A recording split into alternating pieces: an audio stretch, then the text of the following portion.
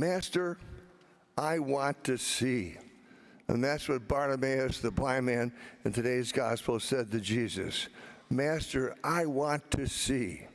Of all the five senses that we have, be it the sense of sight or smell or taste or touch or hearing, I think the one sense that most of us would be afraid to lose is our sight.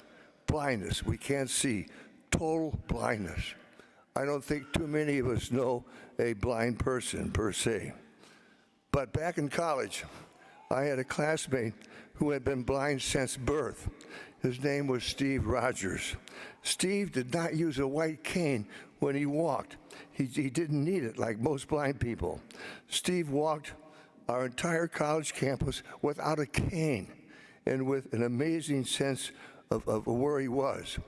If he was walking down a straight concrete sidewalk and the sidewalk ended at a T and he was going to make a left or a right. Now remember, he didn't have a cane. He would stop at the end of the sidewalk. He would execute a turn left or right like a Marine drill sergeant.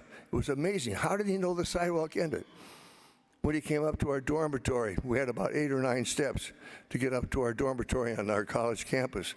He would approach the steps and he would just stand there for a second. Again, remember, he didn't have a cane. He'd lift his left foot, right foot, he'd climb up the stairs, grab the door, and go into the hall. And crazy. My college was a Catholic men's college at the time. And at midnight, the good priest, threw a master switch, turned off all the room lights. All the dormitory lights went out. We had lights in the hall, but there were no lights in our room. And my roommate and I were both procrastinators, and of course we hadn't finished our homework or study.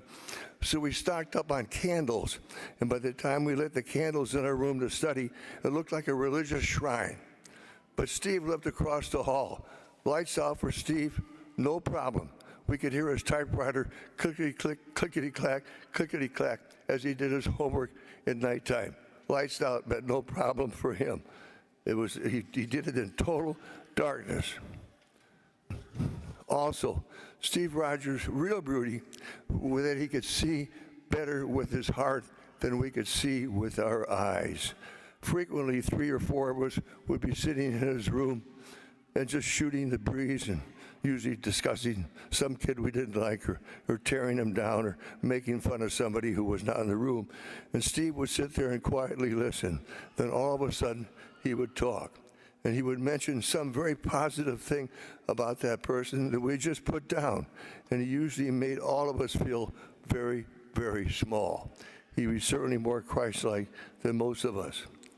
When you looked at Steve and you looked right into his eyes, his blind eyes, you almost felt that he could see right through you, right into your heart. An uncanny person. And like my blind friend who could see with his heart, do we see with our hearts? Excuse me, let's start that one again. Like my blind friend who could see with his heart, do we see with our hearts with the goodness of the people we encounter? Unfortunately, we all have blind spots. Are we blind to the needs of others, to the poverty and racism in the world? Are we blind towards the allurement of the material goods and what money offers us? Are we so busy climbing the ladder of success as a workaholic that we are blind to the needs of our own family? And they should be the ones most important people in our lives, our own family. Do we have a tendency to put people down? And if that's not bad enough, are we blind to the fact that people we usually put down or make fun of are in our own family, our spouse, our kids, our children, or a relative? Are we blind to the addiction we might have, be it a controlled substance, alcohol, or smoking? Are we blind to the fact that we can alienate our own children because they haven't done the things exactly the way we want them to do them, to our protocol? Are we blind to a fractured family relationship? Nothing tears me up more than to see family members who are distraught and estranged from each other. And it's usually because of some small, insignificant Mickey Mouse thing that happened years and years ago. Life is too short for that. If there's one person out there today in this assembly who has a fractured relationship with a son or a daughter or a mom or a dad or a close friend, call them up. Take charge today. You're a big. Just cure that. If there's one positive thing that comes out of this homily, I'd be very glad. Are we blinded by fear if we stand up for what we believe is right and remain quietly silent? If a group of people are discussing something we know is morally wrong, like abortion, are we blinded by the fear of not speaking out against it because we don't want to be unpopular?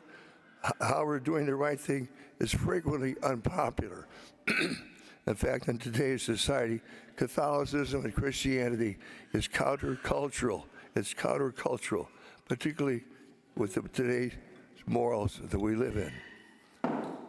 Like my college friend Steve, who could see with his heart, Jesus called Bartimaeus.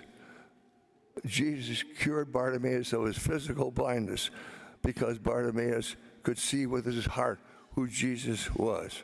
In closing, Jesus couldn't cure the spiritual blindness of the Pharisees, but he can help cure us of our spiritual blindness. Whatever we are blind to, are you open to Jesus curing your spiritual blindness? Remember, with God's help, we can remove our own spiritual blindness. Remember, spiritual blindness is not caused by birth, but blindness by choice. Spiritual blindness is not caused by birth, but by choice. Master, I want to see. Please help me.